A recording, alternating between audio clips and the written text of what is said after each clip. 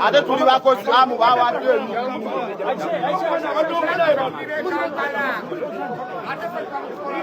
Abana baraba. Bonanga ubaraba. Ensonga zaffe naffe ziwulirwe meya n'abamawulire meya ensonga zayogerako naffe tuzikwata kube bantu si yabeera wansi wulira meya talina dduuka yasuubulira mukaga kyali akikozeko mukaga kyali ako galeka edduuka nga ligabira muyayi yakuwa amatuuka g'obwerere yakuwa amatuuka nga g'obwerere ate mukaga kyali akikozeko mukaga kyali ako galeka edduuka nga ligabira muyayi ensonga ezituluma ffe twali babbi zino enkovu oziraba nkovu amu yakwatanga edduuka ddamba naliwo omubbi n'agamba beerawo okole naye nga tuzze wano okubuuza bannamawulire bategeere ekituufu bali mu tukobaganya ffe amu gyatujje wala tubadde babbi tubbye tukoze buli kimu zizino enkovu zizo zonona nkovu oziraba ozala zifunamu ki ziizo naye kakati saawa eno hamu atuwadde emirimu ate kati saa eno bali mu kulinnyirira mugagga ki eri avuddeyoko n'agamba edduuka nti ndigabe lya bwereere mugagga ki eri akikoze awadde bakugisa emirimu abantu abaali ababbi b'ogutuma nabona buli omu ali ku kizimbe kyakola mugagga ki mugagga amanyaga nze mulongo kato iwa mu kisebo nagenda omugagga amu nampa miliyoni 2 n'angamba mulongo teekawo embeera ekola kati Lukwago bw'ayigganya abalonzi be ngaffe n'ayigganya abasuubuzi ngaffe kati ayagala baki Lukwago lwaki atuuza bannamawulire munda ngaffe tayagala tonyonyoleka ebizibu byaffe tolina mugagga goyinza kusanga Kampala nga amu n'akwata miliyoni 2 n'azikuwa otandika okole kuba embeera gye twalimu yali akunyagula busimu kati oyo omugagga tumwawule mu bagagga bonna oyo wanjawulo era tukusabire kuwangaaze osobole okuba n'obulamu obulungi osobole okuyamba ne bannaffe bozzenga oyamba teri abantu 20 be yali akulaakulanyiza mu kitundu kyaffe eky'omu Kisenyi oba okwetoloola Kampala area tayina ate oba obufuzi buno obwa Lukwago butulabizza ennaku nakaana yabeera ku bukulembeze abantu toyi bazikolako abantu kesisi bazibeeramu Lukwago atubuliro be yali alese mu kesisi n'abawa emirimu bw'amala okuteekawo embeera nga wano ng'agende wa amu nga wayise emyezi ng'ebiri oba mwezi ng'amuwa ssente mu nkukutu byonna twabitegeera byonna byazze ateekawo embeera alya ga nsimbi era amala n'addayo Lukwago twesonyiwe ekiddako kyatufunamu obuzibu nga bannakampala abasuubuzi nga n'abayaaye ab'ekampala ekigambo batabuse njagala mawulire bannamawulire ndifunyeemu nkozeemu ebintu byange ngazi omunaku sikyakwatibwa sikyagenda ku gundi kakati oyo byaleeta kikyerakwedeko munnakampala tiki kino njagala bajjeyo kimu nti nali kute ku baana babano ne batwala ne bayingira KCCA ne KCCA talinamu omwana we yadde muntu we abakozesa bukozesa n'abaana n'abaleka naye hamu atuwadde emirimu hamu atuyisiza ng'abantu abalungi hamu akutta abayaaye abafudde ab'enjawulo nzaana ayogera nammwe mmwe saawa eno esimu singa nagitutte dda olw'ensonga mba njagala kubanga sina kyakukola nina oteni kyange olagula miliyoni ze njiza mitwalo 10 n'enfunamu nali mubbi saagala nali mubbi nga wondaba ekampala nga simanyi kola nze saasoma naye Kampala asobola okulaga hamu edduuka lyeyampa ndifunyeemu nkozeemu ebintu byange ngazi omunaku sikyakwatibwa sikyagenda ku gundi kakati oyo byaleeta kikyalekwereko munakampala tukikino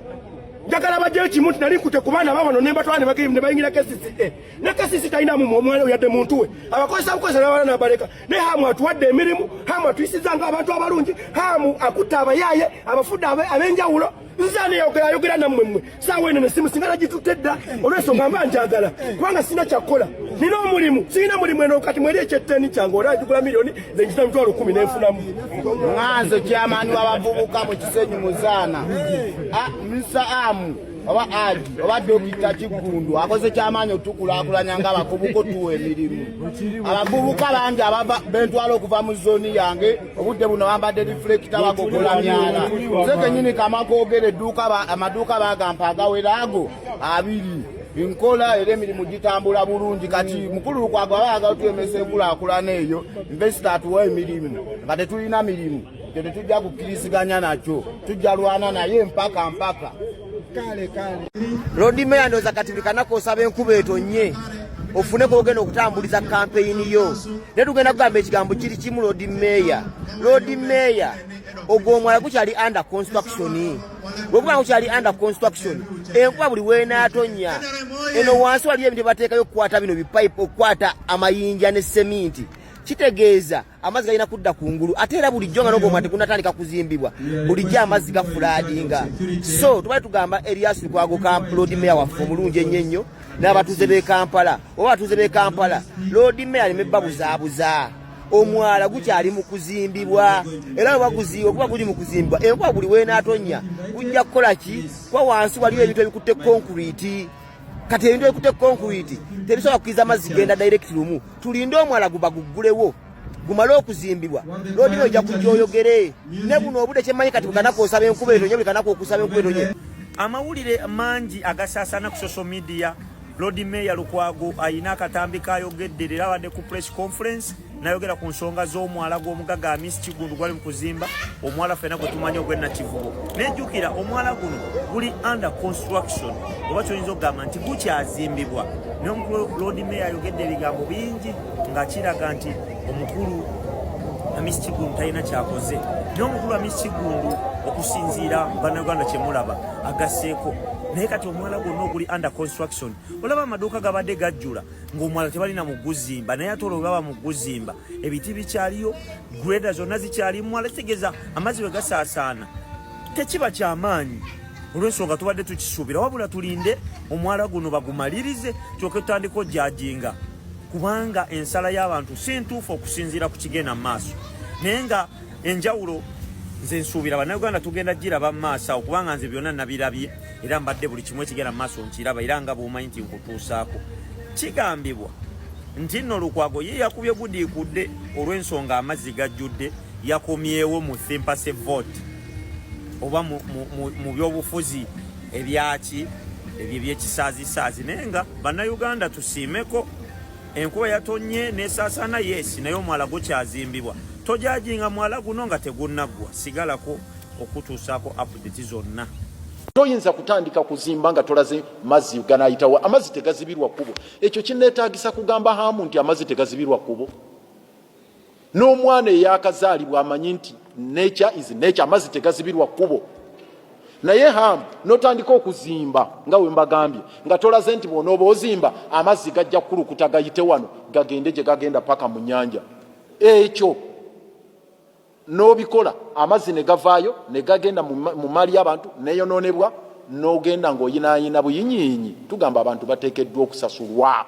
era tugenda kukola kyonna ekisoboka wansi w'enjuba mu mateeka okulaba nga Hamu akakibwa okuliyirira abantu abo wamu ne gavumenti naye okuliyirira abantu abo abafiiriddwa emaali yaabwe kubanga byabadde bikolwa bya bumenyi bw'amateeka ebyaviiriddeko embeera eyo okubeerawo ne bwe kinaaba kyetaagisa kugenda mu mbuga z'amateeka ate mukimanyi bwe tulangirira tetudda mabega nze mbaga nti ngenda mu kkooti bajja kugenda era nja kubategeeza nti tugenda kati so ensonga eyo twagala okubategeeza nti tujja kulemerako okulaba nga abantu baliyiriddwa tulina okukola enteekateeka zonna okulaba nti abantu bano baliyirirwa kubanga KCCA yevunaanyizibwa okumwalo ogwo gavumenti mwami Yoweri Kaguta Museveni yawandiika ebbaluwa ng'agamba Nabbanja nti Hamu atandika ebintu ebyo, kitegeeza gavumenti ya wakati evunaanyizibwa. Ne Hamu yennyini eyakoze Gadibenga lye nga talina plan, talina environmental social impact assessment report, talina approvals zonna, nga kwegamba byonna byakola bimenya mateeka, n'avaako embeera eyo okugwa ku basuubuzi, n'akola n'ekisembayo okubeera eky'obujjega kye mbagambye.